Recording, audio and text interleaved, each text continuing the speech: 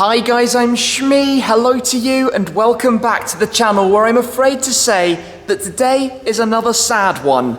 It's time for my last drive to take some time to explain why today I'm saying farewell to my Porsche 911 GT3. Whoa, what is going on? Why am I announcing that the last of the performance cars to arrive in the fleet is already going to be leaving it? Well, there are a number of factors involved in this, so let me explain today.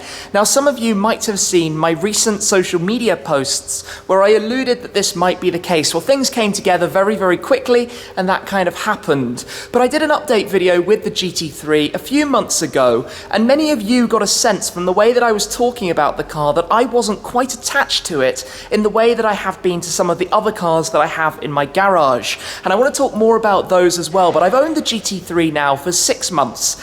In that 6 months, I've driven it almost 10,000 kilometers. For a car like this, that's kind of what most people would do in 3 years of ownership. So I've built up some pretty good memories, been on some great road trips and adventures. We've done some laps of the Nurburgring Nordschleife, we've blasted down the Autobahns, we've heard that flat six revving up to 9,000 RPM.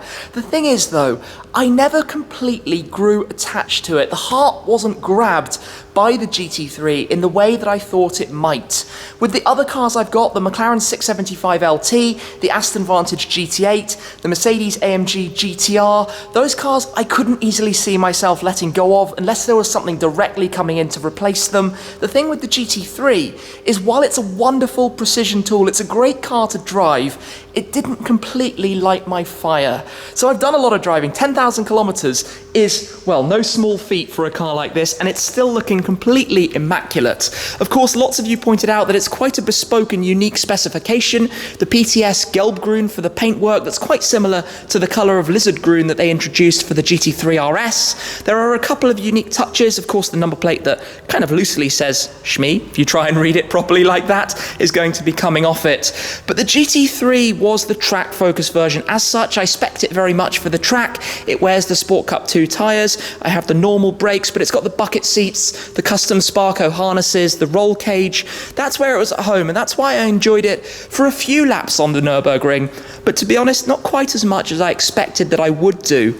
Now, loads of you said, why don't I keep the GT3 and sell the AMG GT R? Now, it's not going to stay with the gumball livery on it forever. It will go back to just the yellow at some point and then eventually back to the black.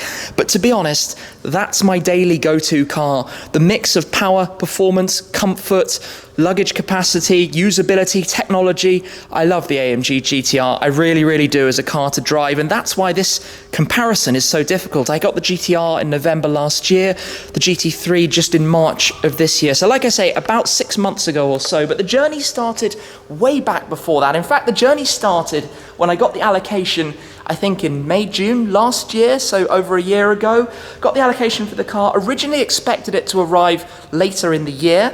It was technically going to be ready then, but I wasn't, because that arrived. I had things going on with all sorts of other stuff. Over winter, I was away an awful lot. In fact, I'm always away, but things didn't add up. So we ended up, by the time it had gone through Porsche Exclusive Manufaktur and been ready and delivered at Porsche Zentrum Amsterdam, it was early March, ready to get it PPF'd at Topaz to go on the Ring Wing Ting trip. So the journey before even delivery included seeing it being built at the factory. We're going over the spec, seeing it being built, seeing it at Porsche Exclusive. What an incredible chance that was to be able to share with you the build process behind the car, which completely had me absolutely gripped. I was so excited by what was going on. But then through to delivery, we had our first outings with the car, the first road trips, and I loved it. It's so accurate in the way it drives, the spine-tingling feeling that I'm going to experience when we head out on the Autobahn shortly to take the car to drop it off. But over time, it becomes quite familiar, and it stopped exciting me as much after so much driving as it did at the beginning, not in the way that my Cayman GT4 did before that. So I'm not going to say that this will be my last Porsche. I will definitely have another Porsche at some point, maybe even if they make a 718 GT4. Yes, please, that would be a fantastic car. But for now, there are a few other things as well that I need to explain to you. So let's jump into the car, and I'll start talking firstly, well, what it's been like having a car registered in Germany. That's definitely a factor, but I need to get this car down towards the garage where I'm going to be dropping it off later on today to hand over the keys. I have been incredibly pleased with how I spec this car. The options were all just right. And that burbles into life back behind us. So, it's going to be quite a long drive today. I've got about 2.5 hours on the road, but we will get a good Autobahn stretch as we go about that coming up later on. So let's get comfortable right now, clip in the normal seatbelts, no harnesses today, and depart on this drive. As I've been heading out of Frankfurt, I've been driving on some of the same Autobahns that in the past I have done some particularly quick blasts down. And in fact, last summer in the McLaren 675 LT, I came early on a Sunday morning to go to a VMAX of 324 kilometers per hour. Earlier this year, when we did the Rentec upgrades to the AMG GT R, that car went to a top of 331. Now I've had the GT3 a couple of times over 300 kilometers per hour, and at the moment we're driving along happily at 200. But this isn't a car that's designed for top speed. It's not about going very fast in a straight line. This is a car that is more at home on the racetrack. About 10 minutes ago, I drove past Hockenheim, where of course I drove in the Audi TT Cup, where the German Formula 1 race is held, and that is where this car would be in its element. It's about aerodynamic and mechanical grip, about the feeling of precision you have going around corners at high speed. But I tell you now, what I'm going to miss about this car, if I just push it to the left to go into manual, there's nobody behind me, drop a few gears with the fantastic PDK gearbox.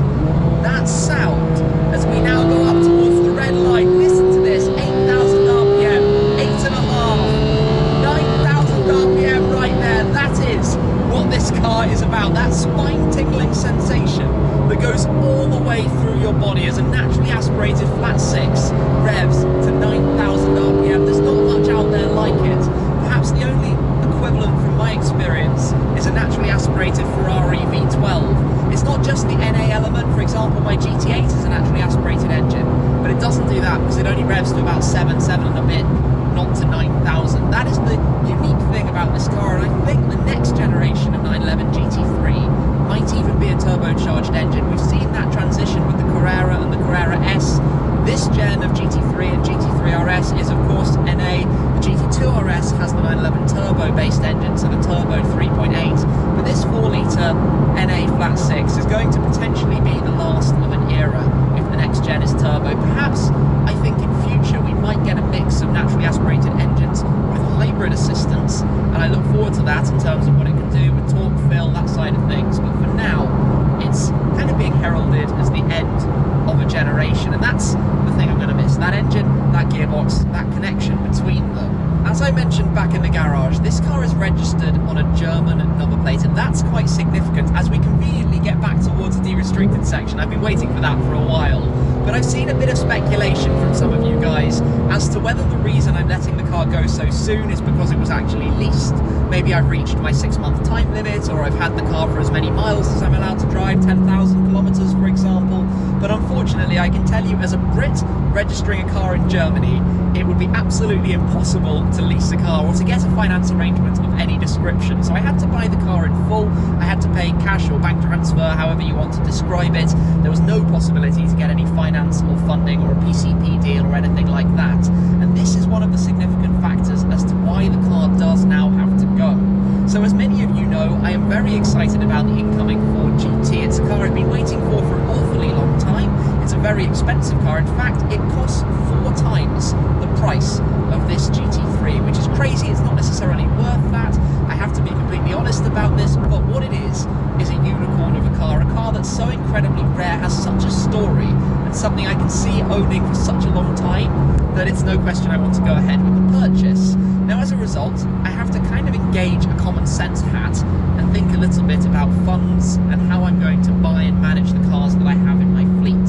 So the Ford GT being so expensive, I am going to have to be talking to banks to make sure that I can fund it in the correct way and put money in the right places. But one of the most important things was to clear up some funds, and this is a car in which I have a lot of equity. So I own my McLaren 675 and the Aston GT8 completely outright. I do have a financing arrangement against the AMG GT R, and of course I own the Focuses outright. But I had to look at what did I want to move on in order to clear up some funds to make it possible. And I've just got a stretch opening up in front of me. And sadly, as addictive as this is, this was the one, or this is the one, that has to make way because, well, yes, that does sound good. It's very long time to get to the red line, but it sounds amazing when you get there. Because of the complications of having it in Germany, oh, I think we're coming down to a complete standstill. Hazards on, drop down some gears. That is most annoying. Time in traffic, 7 minutes. Yeah, that's been the story of this journey, unfortunately. There's the car behind coming in. Yeah, there we go. So that's basically why the GT3 kind of has to go. Yes, if I owned it in the UK and I was able to refinance it or something, that might change things and make it possible. But because it's German and I don't have a history in Germany, I can't do anything on that front. So basically, I have to tear it out of the garage and say farewell. That's kind of how it's come together. You know, also with the Senna coming next year, I have to prepare for that and make sure I'm in the right place. The Senna has a huge deposit up front, so I'm fairly covered on that front already. I'm kind of set and everything. The paperwork is already in motion for it. But the Ford GT is coming in a couple of months, so I was thinking this car has to go when it arrives. And on the back of that, I'm now going to be away for a while. I'm going to be around the rest of the world for the next couple of months. I'm not really going to drive this car very much. And as you might see around now, some other things are arriving, which kind of at the end of the day means, what's the point? Why don't I just let it go in summer? The weather is nice. Somebody else might be able to buy it and own it and now enjoy it for the rest of summer and do some days at the Nurburgring with it or whatever they may use it for. But for me, now sitting in traffic, you know, this is where it's a pain. The car's a bit clunky at slow speeds, it's very noisy from the lightweight flywheel, the seats are very straight and rigid. Having harnesses is fun, but you do then either have to remove them or deal with having a lump between your legs and weird awkward fiddly bits all around you. It's a car that, you know, having the cage takes away some practicality, and I know you can spec it differently. You could get a touring with a manual with no cage, have the back space area that's, you know, it's a 911, it should have a +2 configuration and some seats back there. You can use that for luggage space. But it's a GT3, it's a track car. This goes round in circles as to how the car should have been spec'd in the beginning, and maybe if I had spec'd it slightly less track focused, I would like it more. I don't necessarily know about that.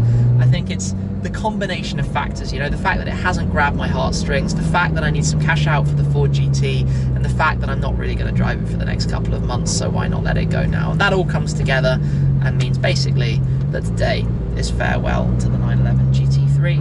I'm not gonna lie, I am going to miss this thing, especially the colour of it. In the sunshine now, the PTS Gelbgrun, the colour that I chose from 70s 911s, just looks epic. It is so bright and so vivid, especially when the car is not covered in many bug splats or dirt, with the satin platinum wheels, the red calipers, but the colour just stands out from a mile away. You would never miss this car driving past you, and I think it accents very well with the black touches, the satin black end plates, the intakes on the rear deck, the diffuser, the skirt, also around the front for the splitter around here and the intakes as well. Then I opted for the black PDLS light system, but the satin platinum wheels, always one of my favorites. I had that color on the GT4. The red calipers, meaning that they're not the ceramics. Yellow would be ceramics. You don't really get too much choice. You can't change the color of the ceramics with a Porsche.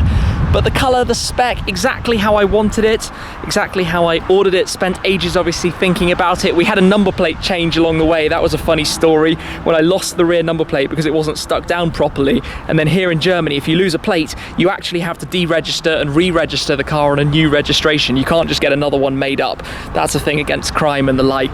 But I haven't modified it. The car has stayed from factory how it was. I've added the harnesses, of course, but no changed exhaust or wheels or anything. That's all a bit complicated here in Germany, but as it is, very, very nice spec. I'm gonna miss it, really gonna miss it. Also gonna miss this, the green keys, the paint color to match the body. Nice touch, I think. Yeah, hopefully another Porsche at some point. Sad times. Just letting the revs build, heading out onto the Autobahn again. Such a good sound. Do you know what? It is a strange one, isn't it? As I mentioned, circumstances mean that I can't really keep a hold of the car for any longer. But it wasn't that long ago, only for me having one nice car at a time. It wasn't actually that long ago before ever having a nice car. So I'm so new to this experience that every day is still a massive pinch point, that it's possible to own and see what these cars are like. So a huge thanks to all of you who are part of this journey. And for me, I also like the experience of trying different brands, trying different cars, trying different things. You know, buying a Porsche, buying it in Germany, buying a bright green, my first 911 of course, and seeing what I like, getting to discover, because ultimately you only really know when you try things. And that's been, I think, a big part of this for me, has been trying the whole process of getting a car in Germany, which has been super awkward, but just everything about it, just a whole big learning experience really, a discovery, a world of finding out what it can all be about. And you know, ultimately it's sad to say farewell, but I got to own and enjoy this car for 6 months and nearly 10,000 kilometers. And what a journey that's been. I'm into the last 10 kilometers, but we've got a little bit of countryside to enjoy. But I think my feeling with the GT3 is that this is really a car for the racetrack that you can drive on the road. It's not the everyday kind of car that I expected it to be more of. And I know other people have told me, you know, the opposite from their experience. Just to drop down some gears for a moment here.